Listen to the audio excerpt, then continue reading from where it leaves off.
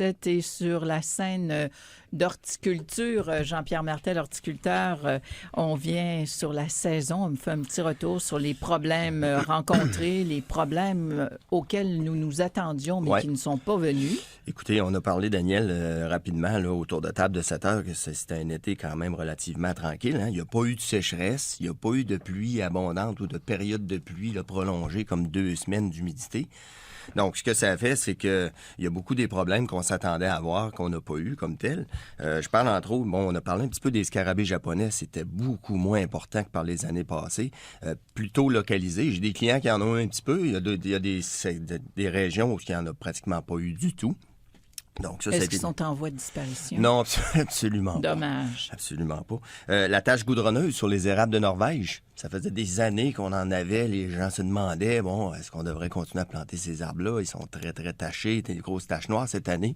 Pratiquement zéro, aucune tache goudronneuse. De la tavelure, c'était beaucoup moins, ou moindre aussi sur les pommiers, les poiriers. Donc, il y a eu moins de problèmes. Par contre, ce qu'on a rencontré comme problème cette année, et ça, c'est vraiment problématique, c'est les fameuses, la brûlure bactérienne sur les pommetiers, Daniel. Et les pommiers. Là. C'est dû à quoi? C'est une bactérie qui rentre principalement par la fleur. Puis, ce que ça fait, c'est qu'on a des bouts de branches qui se mettent à noircir. On appelle ça le feu bactérien. Il n'y a rien à faire? Il y a pratiquement rien. Tout ce qu'il y a à faire, c'est ce qu'on appelle une taille phytosanitaire. Puis, mais malheureusement, puis j'ai fait énormément de diagnostics et de consultations chez des gens. Les gens, quand ils voient ça, la première réaction qu'ils ont, c'est de couper la branche. C'est correct de le faire, mais souvent, entre chaque coupe, il faut désinfecter son sécateur. Fait que si on coupe la branche puis on se met à tailler un petit peu partout dans l'arbre, ben là, on répand la maladie. Fait que c'est pas une maladie qui est facile à contrôler. On peut le faire avec une taille phytosanitaire, comme j'ai dit. Puis ce qu'il faut faire, c'est que, bon, par exemple, si on a une branche qu'il y a un pied ou deux qui est noirci, ben, il faut descendre plus bas puis couper dans la partie qui est vivante. Puis là, vraiment stériliser son sécateur entre chaque coupe puis éliminer cette partie-là et brûler ces branches-là pour éliminer la bactérie. Ça entre par la fleur. Oui, principalement. Puis après ça, ben, il y a des petites coulées là, de la bactérie fait des coulées de sève qui sont infectées. Puis là, souvent, les insectes vont aller répandre ça un petit peu partout. Mais est-ce que ça peut s'attaquer à d'autres arbres? C'est ou principalement dans la famille des rosacées. On a les sorbiers, on a les pommetiers, les pommiers qui sont les plus affectés. Là. C'est vraiment eux autres qu'il faut surveiller de près. D'où, justement, aussi s'assurer de bien fertiliser les arbres, ces choses-là. Une chose que j'ai observée, Daniel, là, avec le temps, là, ça fait quand même plusieurs années que je suis dans le secteur, il va falloir que les gens qui plantent sur leur terrain commencent à prendre soin parce qu'on avait tendance à planter des végétaux puis les laisser aller, puis on se dit, bon, tout est beau. Mais je pense qu'avec les changements climatiques, les écarts de température, etc., il y a des stress qui font que toutes ces maladies-là, les champignons, les bactéries, eux autres, ils prennent de la place. Donc, il faut s'assurer que tout est de maintenir la vigueur des plants. Ça, c'est vraiment très, très important. Dans les autres problèmes qu'on a vus en passant aussi cette année, on a vu beaucoup de rouille. C'est une maladie fongique sur le feuillage. Des perceurs aussi dans les arbres, principalement les amélanchiers. Il y a beaucoup d'amélanchiers qui ont été infectés par la sarpette du pommier qui est allée piquer dans l'amélanchier. Et aussi énormément de carences. Donc, ça fait un lien justement avec la fertilisation. J'ai eu plein de personnes qui m'amenaient des branches carencées.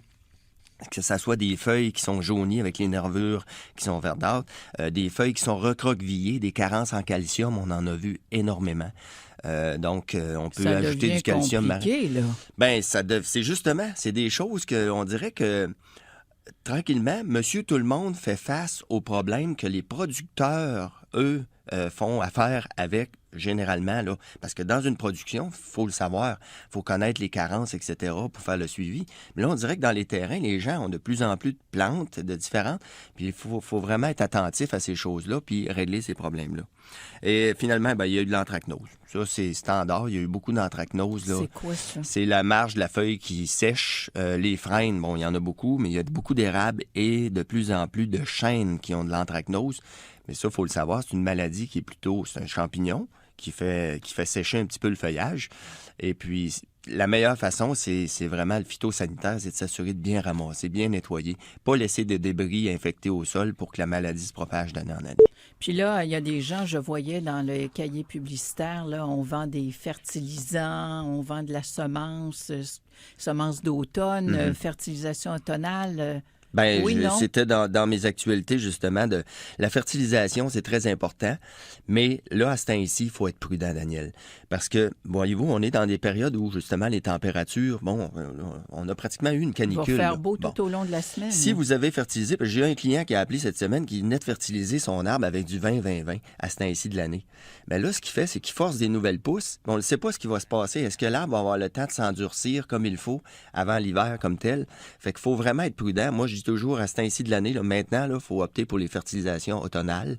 Donc, généralement, diminuer l'azote au minimum. Ça, c'est le premier chiffre. Le premier chiffre, aller plutôt vers les 2 derniers chiffres plus élevés. Le système racinaire. Oui, puis ce qu'on veut, c'est que la plante s'endurcisse pour pouvoir passer l'hiver, parce que il y a eu beaucoup de cas où les gens plantaient des arbres en rangée, puis les plantes n'arrivent pas toujours au même niveau d'endurcissement.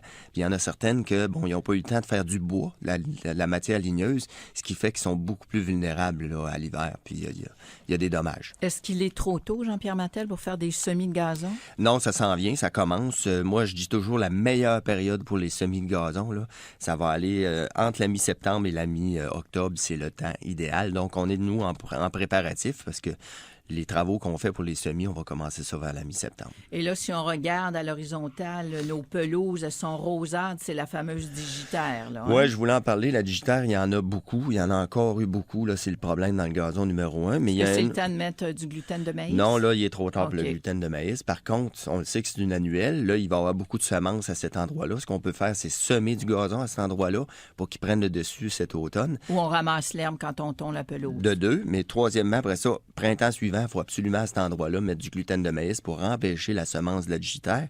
Puis je fais un lien Un aussi. crochet?